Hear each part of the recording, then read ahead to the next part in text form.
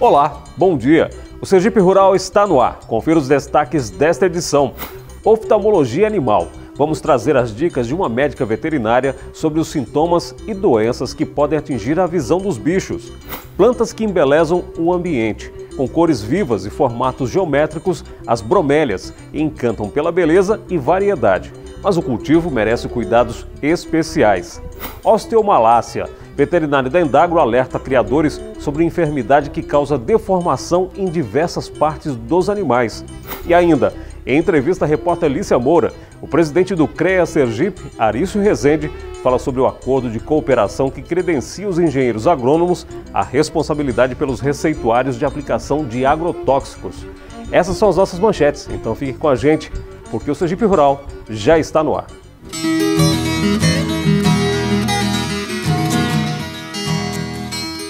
E a gente começa esta edição trazendo detalhes de uma especialidade da medicina veterinária que tem conquistado cada vez mais espaço pela importância na vida do animal, a oftalmologia. Na reportagem de Lícia Moura e Jorge Henrique, você vai conferir que a prevenção no tratamento de doenças oculares pode evitar consequências mais graves, como a cegueira. Assim como os seres humanos, os animais também precisam de cuidados oftalmológicos. Olhos avermelhados ou mais fechados que o normal, secreção, caroço, são alguns indícios que a saúde dos olhos não vai bem. E o recomendado é buscar ajuda profissional. Através de exames é possível obter um diagnóstico e tratamento. O primeiro exame clínico que a gente já vai fazer é da conjuntiva bulbar. É dessa conjuntiva que ele vai nos dar informações de coloração, se esse animal tem uma anemia, se ele tem uma icterícia, essas alterações de coloração inicial. Uma icterícia vai estar relacionada a muito problemas hepáticos, uma leptospirose, por exemplo, também. A gente pode ter uma situação de um animal ter uma cianose. Essa cianose é um arroxeamento, uma coloração mais escura, mais azulada da mucosa. Então isso nos orienta que tem alguma alteração, alguma patologia a nível circulatório, de intoxicação. Avaliando mais ainda, a córnea, eu posso ter, observando com o equipamento adequado, a profundidade de depósitos de minerais, depósitos de lipídios, e aí eu sei que tem alguma alteração sistêmica metabólica que pode estar refletindo nessa córnea. O processo inflamatório da úvea, que funciona como um linfonodo do olho. Então, ele me indica que tem uma doença sistêmica maior que está vencendo a barreira hematocular e aí fazendo um processo de inflamação. O animal pode cursar com blefaroespasmo, com sinal de dor, com enoftalmia. Então, o olho é realmente a janela da alma. O problema nos olhos pode ser uma doença primária, que pode desencadear uma outra doença secundária, levando a edema, a úlcera, a perda do olho por perfuração em um processo bem longo e complexo de acontecer. Na sequência, posso fazer a avaliação, que nesse caso, para a produção lacrimal, eu faço o Schirmer, que é aquele exame da tirinha que eu coloquei, e por fim, eu faço a oftalmoscopia, que no caso como eu fiz hoje para vocês, eu fiz a oftalmoscopia direto, eu uso o oftalmoscópio direto, fico cara a cara com o animal. Nesse momento eu posso avaliar íris e posso avaliar fundo de olho, e lá no fundo de olho eu estou avaliando retina e a papila do nervo óptico. Então eu vou ver na retina a conformação dos vasos, presença de edema, presença de hemorragia, descolamento de retina. Um terceiro momento que a gente pode avaliar também são os exames auxiliares. E aí eu faço fundoscopia, tirando a foto desse fundo de olho e documentando isso, descrevendo para o proprietário. Posso fazer ultrassom ocular, posso fazer eletroretinograma, que é o exame que avalia a função retiniana, e posso fazer o potencial visual evocado, que avalia a via pós-retiniana. Então esses são exames que a gente tem disponível hoje no Brasil para serem feitos. Tem disponível aqui em Aracaju para a gente também conseguir fazer e avaliar qual a origem da cegueira de um animal. Quanto antes o profissional diagnosticar o problema, mais fácil de resolver, pois se agravar, o animal pode perder a visão. Enxergar que o olho não é só um olho, o olho é o olho. Então o olho tem muitas informações para dar, não só no sentido do olho, mas no sentido do contexto geral do funcionamento metabólico desse paciente. E o Sergipe Rural abre agora espaço para as notícias da meteorologia, seja na capital ou nas regiões do interior do estado, o calor tem predominado, com temperaturas cada vez mais elevadas. Mas será que vai ficar assim nos próximos dias? Confira no mapa a previsão do tempo. De acordo com o Centro de Meteorologia de Sergipe, o sol aparece entre poucas nuvens no sábado e no domingo em todas as regiões do estado. Na segunda e na terça, o tempo fica nublado e há previsão de chuva rápida no litoral sergipano. No agreste e no sertão do estado, o tempo segue sem previsão de chuva. Na quarta, quinta e sexta, uma massa de ar frio pode provocar instabilidades na região litorânea. A temperatura durante a semana deve variar entre 22 e 36 graus. No município de Boquim, a temperatura deve chegar aos 32 graus, 33 em Canhoba e 36 graus em Siriri. A seguir, a gente traz o alerta do veterinário da Endagro para uma doença que causa deformação em diversas partes dos animais. E ainda tem as dicas da paisagista Carla Dória para quem pretende cultivar bromélias. Fique com a gente, o Sergipe Rural volta já.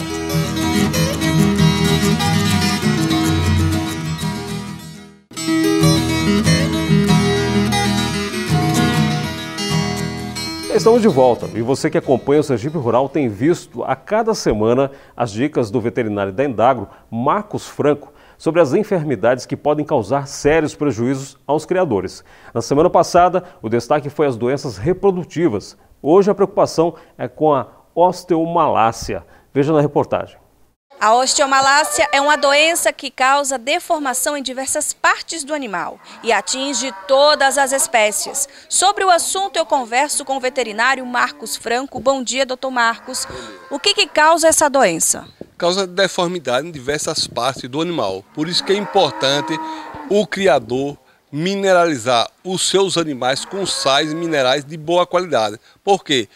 Esse animal que nós estamos mostrando, ele apresenta uma deformação da face, já dificuldade em lacrimejar, ou seja, vai trazer consequências à sua vida, trazendo prejuízo ao produtor, que não é interessante. Por isso que é importante mineralizar corretamente e com sais minerais de boa qualidade. Para quê? Para que essa doença não se instale, trazendo prejuízo que ninguém quer ao produtor rural. Essa consequência pode ser a morte do animal? Pode ser principalmente o atrofiamento, ou seja, o baixo crescimento, e se não for cuidado a tempo, pode levar à morte do animal, trazendo consequências ruins para quê? Trazendo prejuízo financeiro para o produtor. Você explicou que o que causa essa doença é a falta de minerais. Eu quero entender quais são esses minerais e como suprir essa necessidade. O cálcio e o fósforo são dois minerais importantes para diversas fases do animal, principalmente no animal jovem.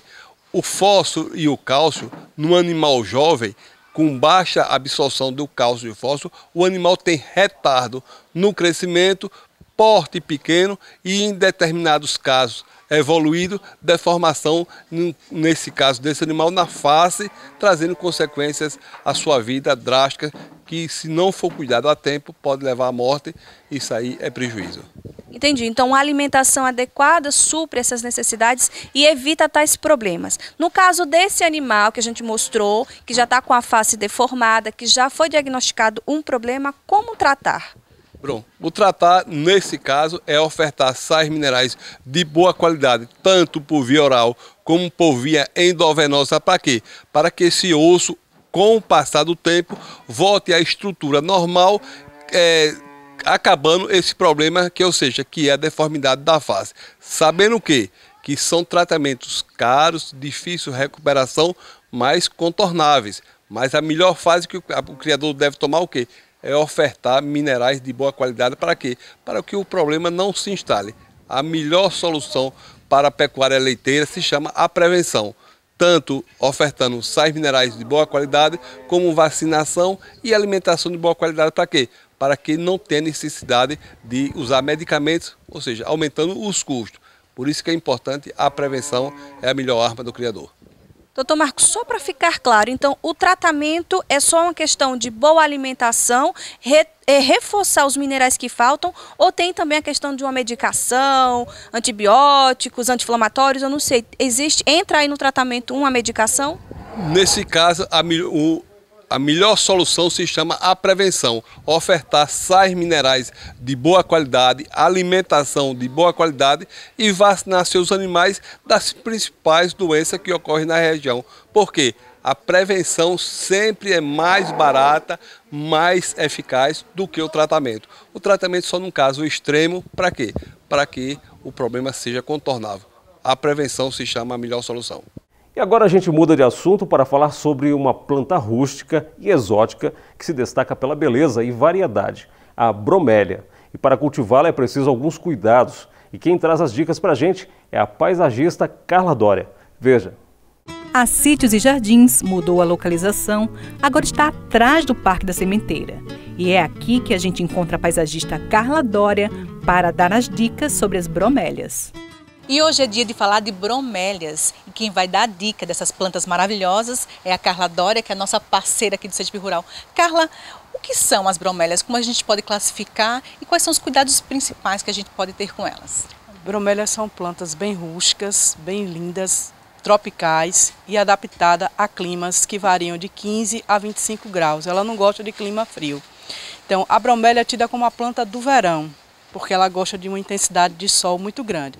Existe uma variedade imensa de bromélias, só que a gente não consegue colocar todas aqui. Então eu trouxe algumas para a gente poder mostrar a vocês. Essa daqui é uma bromélia clipitantes, é uma bromélia de sol, bem rústica, ela fica muito bonita. A de cá é uma bromélia aquimeia da folha verde com cinza. Essa já é uma bromélia de sol, ou de sombra. Apesar da rusticidade de folha, se ela pegar um sol, ela queima. Essa daqui também é uma aquimeia de folha verde, também bromélia de sombra. Aqui é uma tillandsia. É uma bromélia também muito bonita, pequena, linda e também de sombra. Já essa daqui é uma Vriesia rajada, também bromélia de sombra. Elas são lindas, de cores variadas, intensas e belas. Quais são os locais apropriados para colocar elas dentro de casa e celebrar essa estação tão ensolarada? As de sombra você deve colocar numa varanda bem clara, ou numa sala, né? Ou no peitoril de uma janela que não pegue sol. Em qualquer desses locais você pode colocar ela. Já as de sol, aí você pode botar a pleno sol, que a gente tem aqui a clipitante, o abacaxi, que é aquele abacaxi ornamental, também é uma bromélia. Aquela bromélia imperial, uma grandona, que a gente vê muito em paisagismo, também é de sol. Então assim, a depender da espécie, você pode colocar ou na sombra ou no sol. Para manter as plantas sadias, é preciso atenção com o substrato e com o adubo. Bromélia é uma planta muito sensível e ela não gosta de adubos muito fortes. Então eu, particularmente, prefiro trabalhar com adubos mais naturais, ou seja, humus de minhoca, esterco de gado, torta de momona, que são adubos mais naturais. Outra curiosidade também, se sua bromélia apresentar praga, ou seja, fungo ou uma cochonilha, evite trabalhar com inseticidas e com fungicidas. Então, eu gosto mais de trabalhar assim. Se ela está com fungo, você faz uma mistura de calda de fumo, que é você botar o fumo na água e depois você pulveriza. Se ela tiver com cochonilha, que são os bichinhos branquinhos, pretinho, marronzinho, você dilui sabão de coco em água, pega uma buchinha bem suave e vai passando e tirando. Porque o inseticida e o fungicida, ela pode assim, vir a matar sua bromélia. Outra coisa também, bromélia não gosta de ambientes poluídos. Então, se você tem um ambiente de muita poluição, coloque ela em outro lugar. E existem curiosidades que cercam as bromélias, né? São plantas que florescem uma vez na vida. Como é que é isso? É assim, essa bromélia aqui que você está vendo com essa flor, essa planta aqui, ela só dá flor uma única vez, né? Essa flor tem uma durabilidade muito grande, se a pessoa souber cuidar. De 4 a 5 meses essa flor dura. Quando ela começa a ficar já velhinha, mais muda a tonalidade, ela vai ficando mais sequinha, a natureza, né, para perpetuar a espécie, ela já vai nascendo brotinhos aqui na lateral. Esses brotinhos, você deixa ele crescer, mais ou menos 1/3 do tamanho da planta mãe, e aí depois você separa. Cada brotinho que a bromélia dá, em torno ela dá 3 brotinhos, 2, depende. É uma nova planta, é uma nova flor e a espécie vai se perpetuando. Também é interessante que as raízes fiquem molhadas de forma bastante moderada. É muito importante que você mantenha o solo úmido e que o solo seja um solo, ao mesmo tempo, drenável e que segure um pouco de água. Outra curiosidade também, que as pessoas às vezes ficam meio assim em colocar, é que você deve sempre colocar água aqui na cópula da bromélia. Por quê? Porque mantém ela mais, vamos dizer, refrescada, né? Mais hidratada. Aí a pessoa diz, mas a gente tem aqui o problema da dengue. Mas o mosquito da dengue, ele só gosta de água limpa. Então o que é que você vai fazer? Você coloca a água na cópula da bromélia e bota um pozinho de café, entendeu? Então a água não vai estar limpa, a água vai estar um pouquinho suja.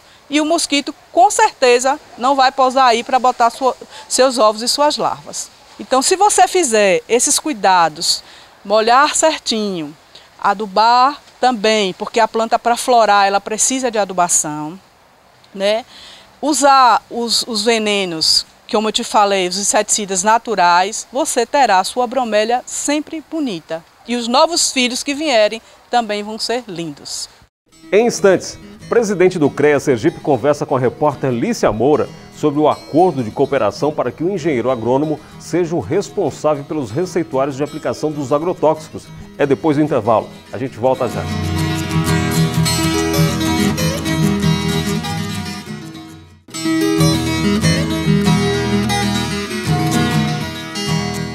Os engenheiros agrônomos agora são os responsáveis pelo receituário de aplicação de agrotóxicos. Além disso, os profissionais também passam a definir as misturas que podem ser feitas desses produtos. Em entrevista à repórter Lícia Moura, o presidente do Conselho Regional de Engenharia e Agronomia de Sergipe, Arício Rezende, falou sobre a conquista da categoria. Confira.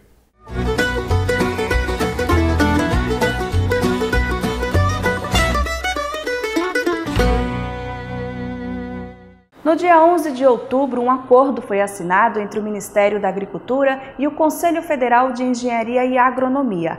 Nele, a responsabilidade pelo receituário de aplicação do uso de agrotóxicos fica a cargo do profissional engenheiro agrônomo. Sobre o assunto, eu converso agora com o presidente do CREA Sergipe, Arício Rezende. Presidente, o que é que muda nesse cenário? Como é que era antes e como fica? Bom dia.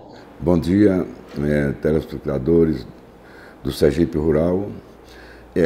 Na verdade, a prática da prescrição da receita agronômica, ela já vinha se dando desde 1982, através da Lei 7.802, onde no seu artigo 13 dizia que era de competência de um profissional habilitado. E o CONFE, o Conselho Federal de Engenharia e Agronomia, regulamentou, do ponto de vista do profissional, através da Resolução 344, que era a competência do engenheiro agrônomo, a prescrição da receita agronômica.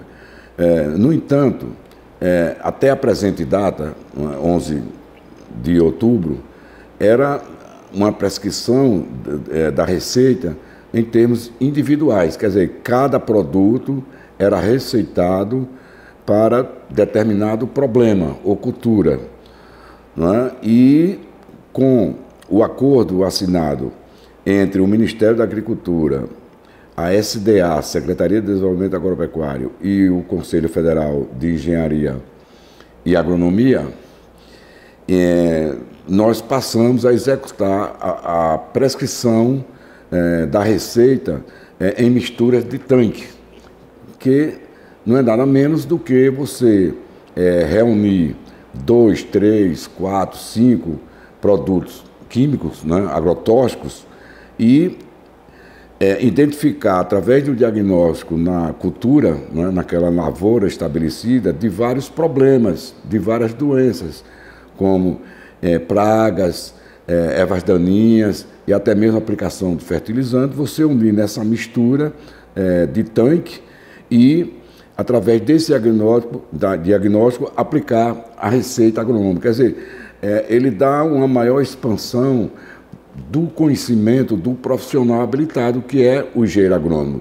Antes você prescrevia a receita de acordo com a bula do produto, que era gerado pelo fabricante, né, pelas indústrias. Agora não, você vai na propriedade, faz o diagnóstico, o engenheiro agrônomo, né, e através desse diagnóstico ele manipula esses agrotóxicos compatíveis com o problema encontrado e aplica a receita. Quer dizer, passa a ser uma responsabilidade técnica científica, não é, do profissional que tem realmente conhecimento, né, de acordo com a sua habilitação, não é? Ele identifica através da fitopatologia, da entomologia, da fisiologia vegetal, ele identifica essa patologia e prescreve a receita. Então, ele